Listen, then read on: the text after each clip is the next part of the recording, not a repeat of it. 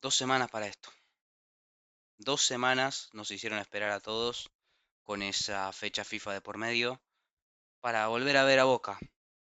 Boca que llevaba 3 partidos seguidos ganando, encontrando un funcionamiento medianamente regular y que todo ello pareciera que no existió esta misma noche en Rosario, en la que Boca perdió 2-0 contra Newell's en un partido absolutamente bochornoso, avergonzante, que recuerda a lo que era este equipo antes de aquella eliminación contra Alianza Lima, que incluso por momentos rememoró a lo que fue Boca en muchas ocasiones durante un 2024 absolutamente olvidable también, con jugadas como la del primer gol.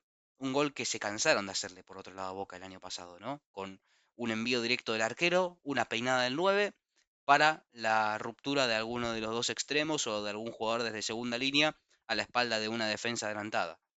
Se cansaron de hacerle este gol a Boca el año pasado y se lo volvieron a hacer hoy en Rosario, en una noche que ya nació mal, por supuesto, con toda la violencia y toda la actitud absolutamente repudiable por parte de algunos hinchas de News, tirando objetos a la cancha a los jugadores, incluso cortándole al pobre Leandro Bray una parte del cuello. Por suerte no le pasó nada más, que es un corte superficial, pero a Marchesín lo molestaron mucho al principio, se tuvo que retrasar 5 minutos el partido, un poco más. Realmente nació muy mal el partido y fue el transcurso de la noche también olvidable, una noche totalmente trágica en el que pasó de todo absolutamente en esta noche y obviamente Boca no fue favorecido en ningún momento desde el juego y por supuesto desde el resultado ni muchísimo menos, ¿no? Pero veía esta jugada, por supuesto Di Lolo tiene que ganar esa disputa porque es el central que sale adelantado a buscar ese duelo con el 9, González que por otro lado lo tuvo a maltraer a Boca durante todo el partido, realmente la ganó, ganó todas las disputas, los duelos divididos. Y bueno, Di Loro tenía que ganar esa jugada, pero también es cierto que Blondel estaba pésimamente perfilado, mirando la pelota, descuida totalmente la espalda con la posición ganada sobre Herrera. Y después, por supuesto que sí, Marchesín podría haber hecho más, podría haber salido y no dar ese paso inicial al costado, sino enfilar directamente y atacar la pelota, atacar a Herrera en ese caso, y no dejarle tanto margen para que termine definiendo por encima suyo, picándosela y al segundo palo y adelantar a Newell's. Un Newell's que hizo un cambio táctico respecto a lo que venía haciendo con Fabiani, que era un poco lo que hablamos en el programa con el Flaco Fornés, ese 5-4-1 marcado que hoy no fue tal, fue un 4-4-2 con Jacob adelantándose a la mitad de la cancha para poblar más esa zona, una zona que justamente venía poblando Boca y que hoy se vio totalmente desconectada. Eran Rojo más Dilolo y Delgado con Belmonte por momentos encimándose y superponiéndose. Realmente no entendí para nada la función de Belmonte y mucho menos entendí por qué Belmonte terminó jugando el partido. Porque Belmonte terminó siendo uno de los 11 jugadores de Boca, uno de los 11 jugadores que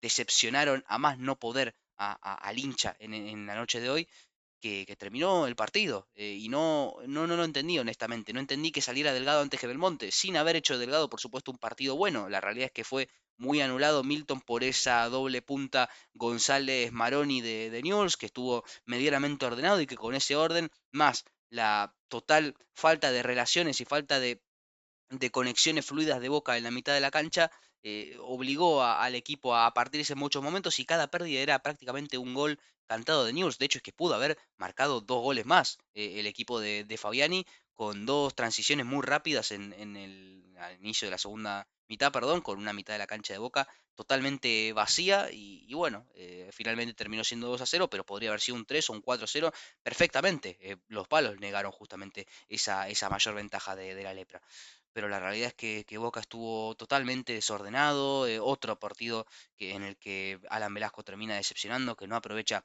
esa oportunidad. Es cierto que llevaba un mes sin jugar y no tenía el contexto más apropiado, sin Palacios, por supuesto, con todo lo que pasó, lo que se estuvo hablando durante la semana, de esa llegada tarde del chileno, ese vuelo retrasado por un accidente de auto. La realidad es que fue castigado y en primera instancia a uno puede llegar a parecerle bien que haya sido así. El problema es que no tenías un perfil similar y tuviste que reemplazarlo con experimentos, porque Belmonte no deja de ser eso. Si bien Belmonte entró por Ander Herrera y podía llegar a tener un poco de sentido desde la perspectiva de que, bueno, te va a dar un poco más de consistencia en esa mitad de la cancha, si no entra tanto en responsabilidad en los primeros pases, bueno, puede mínimamente darte esa seguridad extra a la hora de recuperar y seguir atacando, pero la realidad es que Belmonte por momentos estaba totalmente ido del juego en cuanto a sus funciones en la elaboración y después en defensa no puede hacer magia, no puede hacer magia y no puede cubrir tantísimo espacio. Le pasaba antes cuando tenía que jugar en un doble 5 con Williams Alarcón. ¿Se acuerdan en febrero ese tramo, por ejemplo, del partido contra Racing? Que me parece que es el más evidente para ver esto, en el que Boca quedaba totalmente partido y ni Williams Alarcón ni Belmonte, en el caso de Williams Alarcón lesionado, y bueno, también veremos qué pasa con Ander Herrera, que también ese es otro factor, ¿no? Que Boca no tenía prácticamente volantes para suplir a Herrera más allá de Belmonte y Miramón en el banco, que evidentemente Miramón en estos momentos no es alternativa para solucionar ningún problema. Miramón en sí es un problema, el rendimiento que ha tenido desde que llegó a Boca, ¿no? Pero al margen de eso, ahí veías un poco esa falta de soluciones que tenía Boca en esa zona tan sensible, sin André Herrera desde el inicio y sin Palacios, por supuesto, sin esa única figura de un creador y un pasador vertical desde justamente eso, desde buscar el pase, la gambeta en espacios reducidos, pero no en cuanto a desborde y electricidad, como podría llegar a presuponerse con Velasco, que Velasco hasta ahora ha sido eso, ha sido sobre el papel, pero a la práctica no ha ofrecido absolutamente nada y ha vuelto a ser otra noche totalmente gris, por no decir negra, para Alan Velasco, que no termina de justificar ni mucho menos el precio pues, que pagó Boca. Por supuesto que en esto no tiene ninguna culpa el jugador, sino que es una responsabilidad del propio club haber pagado tanto por un jugador que venía de tanta inactividad y venía aparte de jugar en una liga con un ritmo bastante bajo en cuanto a la competición, ¿no? Como es la Major League Soccer, la MLS. Pero bueno, a mí me extrañó, honestamente, cuando sonaron o se dijeron los cambios en la transmisión, que se comentó que Zenón había salido, finalmente no, finalmente terminó siendo Delgado, pero a mí Zenón me pareció que fue de lo poco que aportó algo de movimiento, algo de valor en esa mitad de la cancha, que ya digo, como estaba tan partido, la solución terminaba siendo abrir la pelota, la solución entre comillas, ¿no? La solución terminaba siendo abrir la pelota a las bandas, un centro de los laterales y cargar el área, ¿no? Justamente para eso. Un área que, bueno, la única chance clara que tuvo Boca por un centro fue de Blanco para Velasco, Velasco llegando al área, no estamos hablando ni mucho menos de un jugador alto y de un jugador especialista en los duros aéreos, y una chance que se termina yendo afuera y Boca realmente que cerró el partido sin patear al arco, como tal, ¿no? Porque, a ver, tendríamos que contar quizás el penal, ¿no? Bueno, hablemos del penal también, porque por suerte, a ver, la suerte hay que apoyarla con el fútbol, ¿no? Eso está claro. Boca hoy no tuvo suerte ni muchísimo menos. Tuvo suerte de no perder por 3 o 4 goles de diferencia. Pero la realidad es que lo del penal es absolutamente insólito. Es una jugada que Boca se encuentra ahí, más allá del penal malísimamente ejecutado por Cavani. Tenía la oportunidad Bataglia de cazar el rebote y va justo el tiro a la única dirección en la que estaba Keylor Navas tapando el arco, que realmente sí, pega en el palo, pero va solamente en esa única dirección cuando tenía todo el resto del arco descubierto.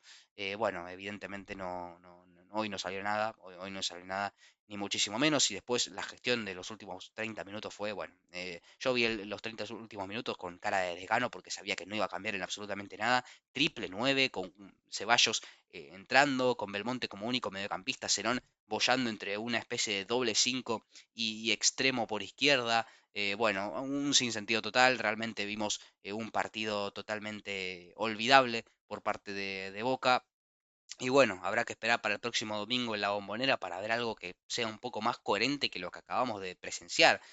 Realmente fue, ya digo, injustificable desde lo deportivo, desde la actitudinal también, porque sí que es cierto que a esa falta de soluciones tácticas también se le agrega una circulación flojísima, muy lenta en los primeros pases, que no se veía mucha intención ni mucho menos de batir esas primeras líneas de presión de Newell's, que estuvo cómodo en todo momento en el partido bajo un plan reactivo, como aquí lo analizamos bien con el Flaco Fornés, que iba a plantear un bloque medio-bajo, que muchas veces, o la mayor parte del partido fue bajo, defendiéndose en su propia mitad de la cancha, y a partir de ahí contragolpear. Y lo hizo muy bien con González, con Silvetti, con Maroni, Vanega ejerciendo muchas veces como lanzador de esas transiciones, por supuesto Herrera que explotó la espalda de Blondel, como ya comenté, en el 1-0, y bueno, la pelota parada, también que me olvidaba de mencionarlo. ¿A alguien le sorprende que a Boca le hayan hecho un gol de pelota parada? Porque a mí no, y está claro que Boca lo sufrió durante todo el partido, ese juego directo de Newell's, cada vez que pudo correr, cada vez que pudo poner de cara a sus extremos o jugar el largo para su 9, lo sufrió en todo momento y no le encontró la vuelta y dejó escapar la oportunidad de cerrar el fin de semana como líder de zona. Tigre finalmente ganó, así que dormirá durante este domingo a la noche y bueno, durante todo lo que quede de semana próxima como primero, como puntero. Y bueno, está claro que Boca se va a clasificar. A ver, yo creo que nadie pone en duda la clasificación en estos momentos, independientemente de que falte todavía para que termine, no tanto, pero falta un poco, un resto de partidos. Pero la realidad es que jugando así, ¿alguien tiene alguna duda de que a Boca le va a tocar un Barraca Central o un Platense o algún equipo que se cierre medianamente bien atrás y lo va a eliminar? Porque es que yo no tengo ninguna duda de que va a pasar esto. Si Ander Herrera está lesionado de larga duración, si Carlos Palacios vuelve, pero a lo mejor no vuelve en el nivel que estaba, quizás juega o ese factor de la no convocatoria termina jugando en contra de Boca finalmente, porque el chileno no tiene la misma actitud que antes o por lo que sea, le puede llegar a costar mucho a Boca en estos momentos, porque el único buen pasador en la construcción que tenés es Milton Delgado, o tendrías en ese caso de que Herrera esté fuera por larga duración.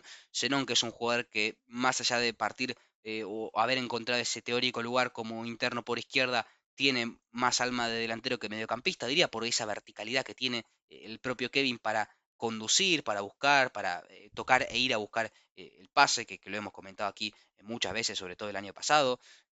Velasco que sigue en un pésimo nivel y realmente parece, bueno, no quiero decir irremontable la situación porque no lleva mucho tiempo en Boca, pero evidentemente la paciencia cada vez se agota mucho más y bueno, y estamos esperando una buena versión. Una versión decente mínimamente, ni siquiera buena, ni siquiera que la rompa y termine un partido con 3 asistencias y un gol. No, estamos esperando una versión reconocible de Velasco. Este no es el Velasco que fue a buscar Boca. Eso está clarísimo. Y después en la posición de 8 que tenés a Alarcón lesionado y a Belmonte, que es Belmonte, que sabés lo que te puede llegar a dar y sabés lo que no te va a dar. Y está clarísima la limitación de Toto en ese caso, sobre todo con la pelota en los pies. Bueno, es un problema grande el que tiene Boca en estos momentos, porque si bien la racha positiva y esa posición en el campeonato había ayudado a aligerar un poco esa tensión que podía existir puertas adentro, la realidad es que hoy no, hoy el principal damnificado de esta derrota es Fernando Gago. Eso yo creo que estamos todos muy claros por cómo planteó el partido de por sí. Yo creo que esa superposición entre Delgado y Belmonte fue lo más doloroso de todo. Había encontrado una base, pero claro, a la mínima que se te caen dos piezas tan estructurales como son André Herrera y Carlos Palacios, bueno, evidentemente no es magia todo, ¿no? Y lo que una vez funciona no va a funcionar siempre, y más si no tenés los intérpretes adecuados y las relaciones entre esos intérpretes adecuadas como para llevar ese modelo de juego. Boca terminó el partido jugando con triple 9 y con un extremo y no se acercó ni siquiera al primer gol o al único gol que le hubiera supuesto acercarse al menos para el descuento, ¿no? Más allá del penal. Pero fuera de eso, Boca dio pena, dio lástima, fue un partido horrible, olvidable. Y nada, habrá que esperar, ya digo, al próximo domingo para ver algo mejor, algo en lo que Boca pueda tener un mejor fútbol y dejar atrás este sabor amargo que a todos los hinchas le genera, ¿no? Evidentemente.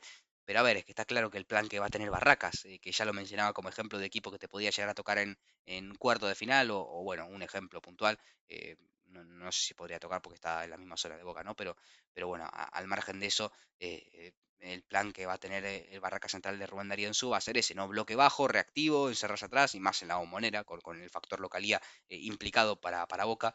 Está claro que el equipo tiene muchos problemas para atacar bloque bajo, sobre todo si no tenés a Andrés Herrera, y más sin Carlos Palacios. Hoy creo que se notó muchísimo la ausencia del chileno, que no venía tampoco en el nivel más fulgurante del mundo, pero que por las propias características Boca no tiene un jugador así. Y hoy yo creo que lo notó muchísimo y terminó jugando, ya digo, con Merentiel tirado más por derecha, Jiménez, Cavani, bueno, realmente fue, y aparte Ceballos, Zenón, nada, bueno, realmente no fue Zenón por derecha, Merentiel por detrás de Jiménez y Cavani y Ceballos por izquierda, más Belmonte como único mediocampista. Es imposible jugar bien al fútbol así. Ya, en fin. ¿Qué se le va a hacer? Espero que te haya gustado este análisis. Lo hice con los auriculares y el micrófono porque leí varios comentarios que no se escuchaba muy alto, que se escuchaba bastante bajo. Así que bueno, díganme en los comentarios los que tenían ese problema, esa inquietud, si al menos ahora se escucha bien. Todavía estoy viendo varios temas de audio, temas de cámara y demás para solucionar, para subir un poco la calidad de este proyecto, pero bueno, en fin, el que debería subir la calidad de lo que hemos visto hoy es Boca, el próximo domingo. En fin, nos vemos. Chao.